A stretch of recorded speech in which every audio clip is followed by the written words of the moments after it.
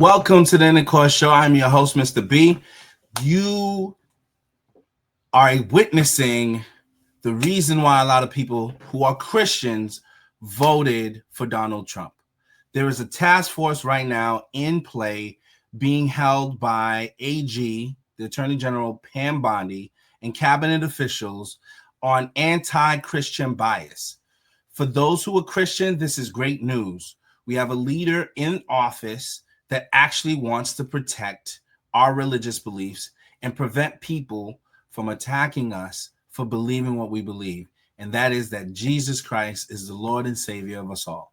So, for those who, were unsure about Donald Trump's stance, the signing of this order, I think, shows that he stands with Christians and he supports them. So, I'm going to go ahead and go right into the live AG meeting where they can expound more on this particular executive order. So let's jump right into it. Thank you all for joining us today. We're excited to be here for the launch of the task force to eradicate anti-Christian bias as outlined in the President's executive order. Joining me today are members of the task force and individuals who have been impacted by the anti-Christian bias. Together, this task force will identify any unlawful anti-Christian policies, practices, or conduct across the government, seek input from the faith-based organizations and state governments to end anti-Christian bias, find and fix deficiencies in existing and regulatory practices that might contribute to the anti-Christian bias. As President Trump has stated, the Biden administration engaged in an egregious pattern of targeting peaceful Christians while ignoring violent anti-Christian offenses. The president is right. Biden's Department of Justice abused and targeted Christians. Pro-life Christians were arrested and imprisoned for peacefully praying outside abortion clinics. The FBI spied on traditional Catholics in their parishes. President Biden declared Easter Sunday to be Transgender Day of Visibility. No longer. Vandalism against churches was 8 times higher in 2023 than it was in 2018.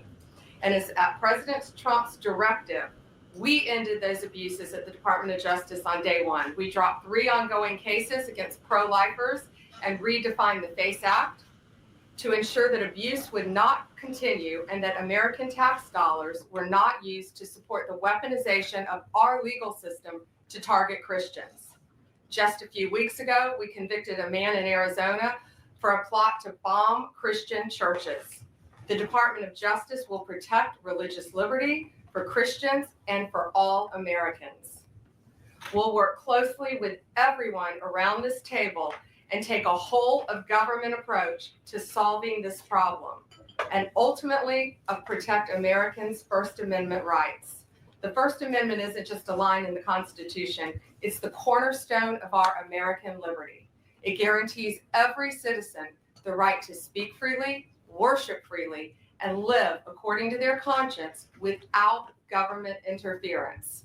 Protecting Christians from bias is not favoritism, it's upholding the rule of law and fulfilling the constitutional promise. Thank you to President Trump. We have an incredible opportunity, all of us around this table, to protect the rights of all citizens from discrimination based on their religious beliefs. And thank you all for being here based on this executive order. And I look forward to doing great work together. Now, Deputy Attorney General Todd Blanche has a few words. Good afternoon, everybody. First, thanks everybody for coming and for members of the task force for being here today and for your commitment to this important effort. If you look around this table and the leadership that's here, I know that combined with our shared determination to establish sound, effective policies and to push back against any form of anti-Christian or anti-religious bias that has taken root within the federal government, this will allow us to carry out the president's executive order. I want to echo what Attorney General Bondi just said. Supporting the free expression of faith is not just a constitutional principle. It is something that all forms of civil government should be encouraging. At its core, the executive order we're here to talk about today affirms a fundamental truth. Every individual has the freedom to choose their religious faith. And once made, that choice should never be subject to discrimination or bias from our government. Now, unfortunately, over the past several years, we've seen troubling signs to the contrary. We have witnessed actions that suggest an underlying bias against people of faith, particularly Christians. This task force was created to make sure this never happens again in America. We will investigate what went wrong, uncover facts, and ultimately chart a path forward.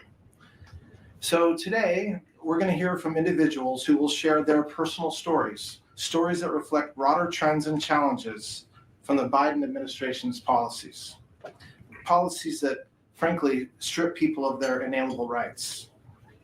We're also going to hear from members of this task force about the ways in which anti-Christian sentiment may have shown up in their departments or their agencies. A key challenge that we face is a public misunderstanding of our form of government. We're a constitutional republic, not a pure democracy.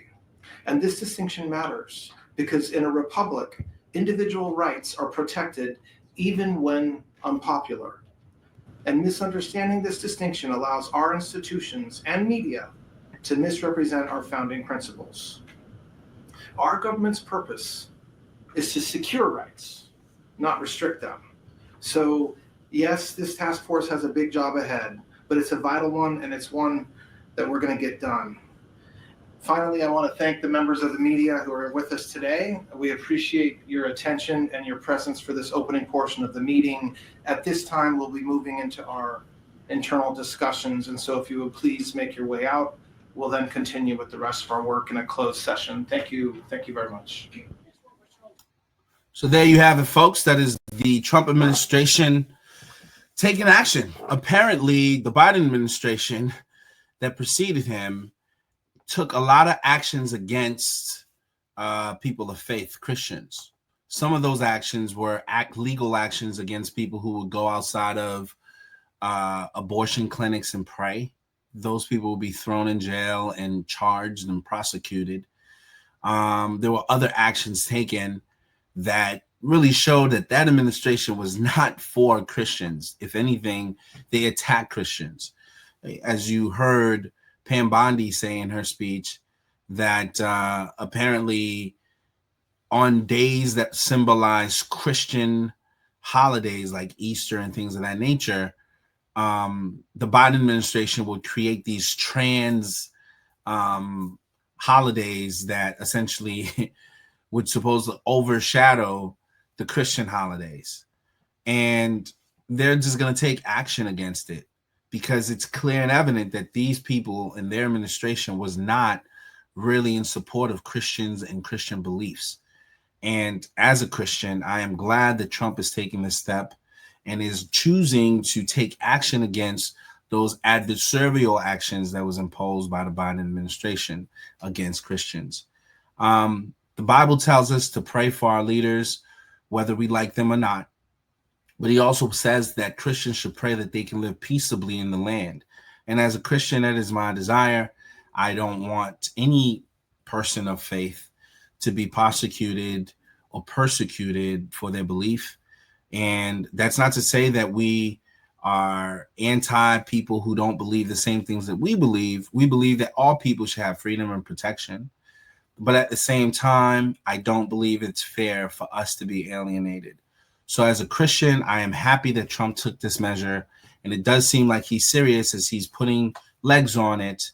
And he's getting his attorney general and other cabinet members to play a part in that. That's people at the education department. That's people in, in the State Department and elsewhere, for them to be able to conduct these meetings to ensure that Christians are not being alienated, mistreated, not just locally here, but around the world. I think this is a great move, and I'm grateful to God that he is acting in this manner through the president that he put in office. Okay, now for those of you who have opinions and thoughts on this, I welcome your opinions. Go ahead, like and subscribe if you're not connected, but also share your comments and let's get the discussion started.